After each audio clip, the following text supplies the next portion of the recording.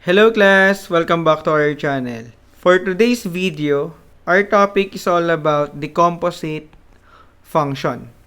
Okay, so first, define muna natin ano bang ibig sabihin ng composite function. So let f and g be functions. So the composite function denoted by f composed with g. So again, pag binasa natin yung circle na yan, ang basa dyan is composed with. Okay? So, f composed with g is defined by f composed with g of x is equals kay f of g of x. Okay? So, ibig sabihin, yung ating second function na g of x is i-input natin guys kay f of x. Okay? So, this process of obtaining a composite function is called function composition. Okay, so let's try our first example. So, given the following function, f of x is equals to 4x plus 1. Then we have g of x, which is equals to 2x squared plus 3. Then h of x is equals to 2 over x minus 3. Then we are asked to find the following.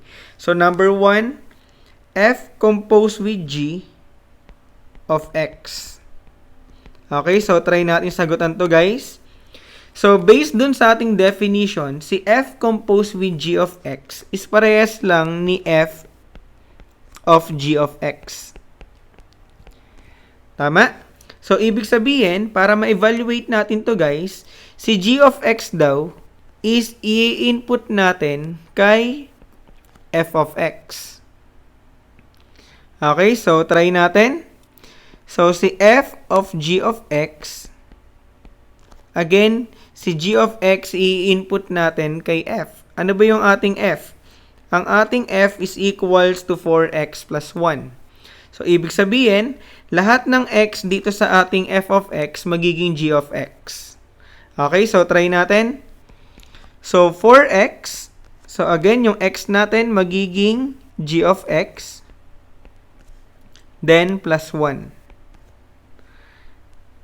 Nakuha guys? So, kung mapapansin nyo dito, yung ating x dito sa ating given is naging g of x na. Okay, so after natin magawa yan, ilalagay na natin ngayon yung ating g of x.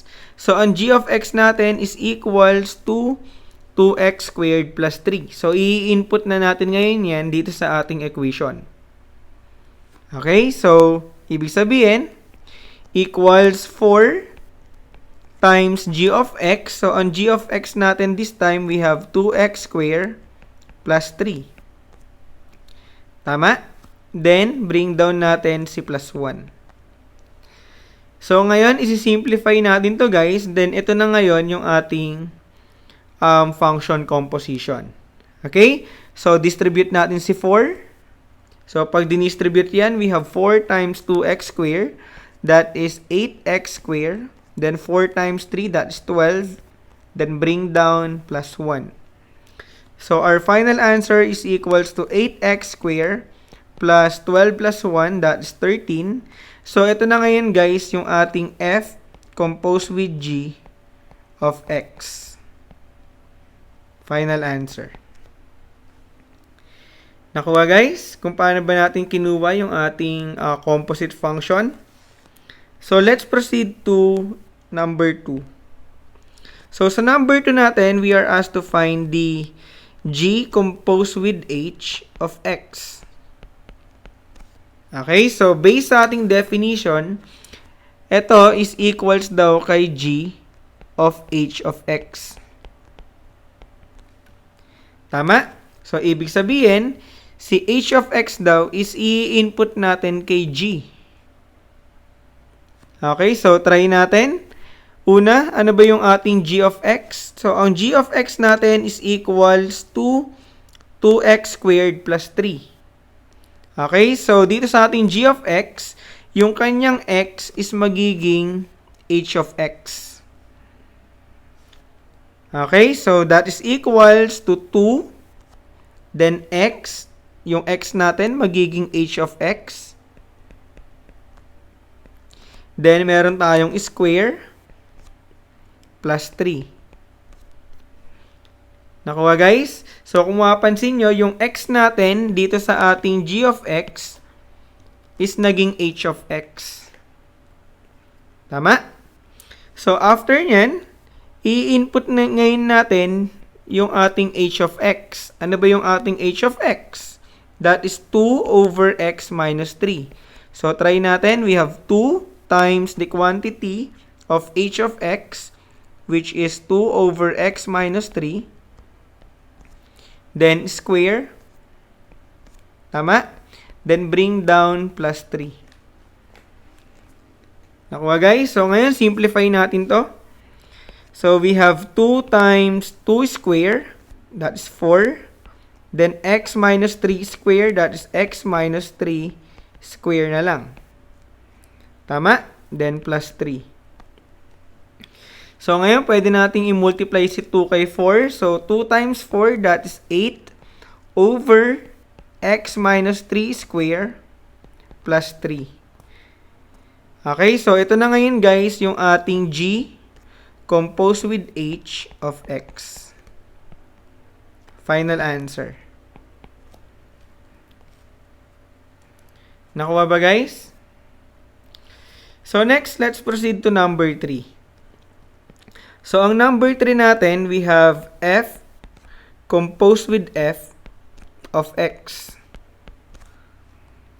Okay? So this time, by definition, ang ibig sabihin nito is the same lang siya ni f of x. Okay? So dito guys, yung ating f of x is i-input natin kay f of x din. Okay? So try natin. Ano ba yung ating f of x? That is equals to 4x plus 1. Ibig sabihin, yung x natin dito kay f of x is magiging f of x. Tama? So, that is, we have 4. Then, x, ang x natin magiging f of x. Then, plus 1. Okay? So, after natin masubstitute si f of x, yung f of x natin dito, gagawin na nating 4x plus 1 din. Okay, so that is equals to 4 times 4x plus 1, then plus 1. Tama? So, distribute na natin to guys. So, 4 times 4x, that is 16x. Then, 4 times 1, that is 4 plus 1. Combine natin to guys. We have 16x plus 5. So, ito na ngayon guys, yung ating f composed with f of x. Okay? So, final answer. Naintindihan ba guys kung paano natin kinukuha yung ating composite function? So, let's proceed to example number 4. So, dito naman, ang pinapakuha sa atin is si g composed with f of 3. Okay, so kung mapapansin nyo, may value tayo ng x. Ang value ng x natin is equals to positive 3. Tama? So, based sa ating definition, ito daw is equals din kay g of f of 3. Tama? So, dito, ang gagamitin natin is yung ating g of x. So, ang g of x natin is equals to 2x squared plus 3. So, dito guys, yung ating x sa ating g of x is magiging f of 3. So, try natin. We have 2, then x, ang x natin magiging f of 3. Then, square. Then, plus 3. Tama? So, ito na ngayon guys yung ating g composed with f. So, next is i-evaluate natin si f of 3. Okay? So, ibig sabihin, doon sa ating f of x na 4x plus 3, yung x dito guys, magiging positive 3.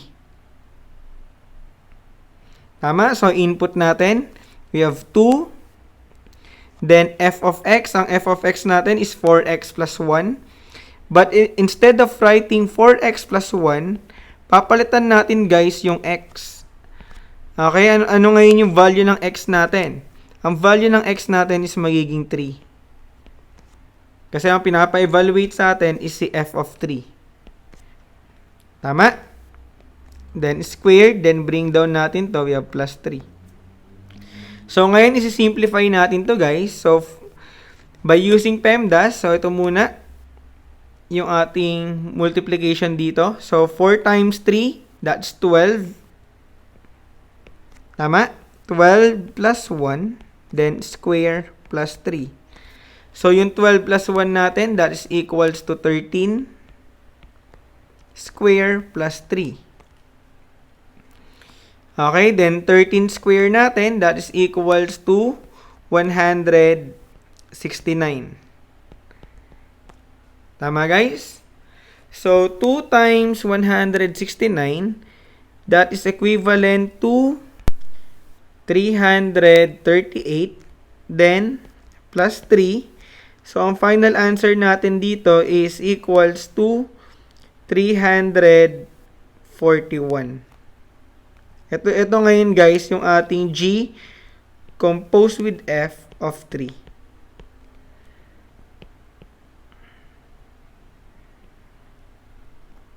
Nakuha guys?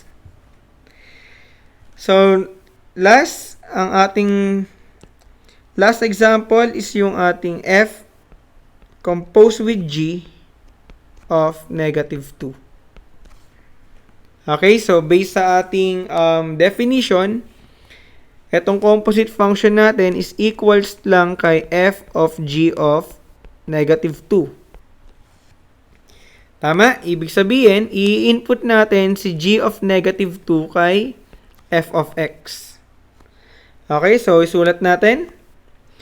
Ano ba yung ating f of x? We have 4x plus 1. So, ibig sabihin, yung x dito guys, magiging g of negative 2. Tama? So, that is 4 times g of negative 2 plus 1. Okay? So, after natin ngayon ma-input si g of negative 2 doon sa ating f of x, i-evaluate natin ngayon si g of negative 2. So, ang gagamitin natin is si g of x na 2x squared plus 3. So, dito guys, yung ating x sa ating g of x is magiging negative 2. Tama? So, input natin dito sa ating equation. So, we have 4 times the quantity of g of negative 2. Yun yung ating g of x. So, we have 2 x squared plus 3. But this time, instead of writing x, ang gagamitin natin is si negative 2. Kasi may value tayo ng x. Tama? So, ito ay magiging negative 2. Then, bring down natin si plus 1. Okay, so simplify natin to guys. So, negative 2 squared, that is positive 4. Okay, then times 2, that is 8 plus 3 plus 1. Tama? Then 4, then we have 8 plus 3, that is 11 plus 1. So 4 times 11, that is 44. Then plus 1. So ang final answer natin is 45. So, ito na ngayon guys, yung ating f composed with g of negative 2. Nakuha guys? So, ganyan natin ginagawa yung ating function composition. Okay? So, this is the end of our video. I hope naintindihan nyo kung paano ba natin kinukuha yung ating composite function. So, if you have questions or clarifications, kindly put them in the comment section below. Thank you guys for watching. This is Prof. D. I'll catch you on the flip side. Bye!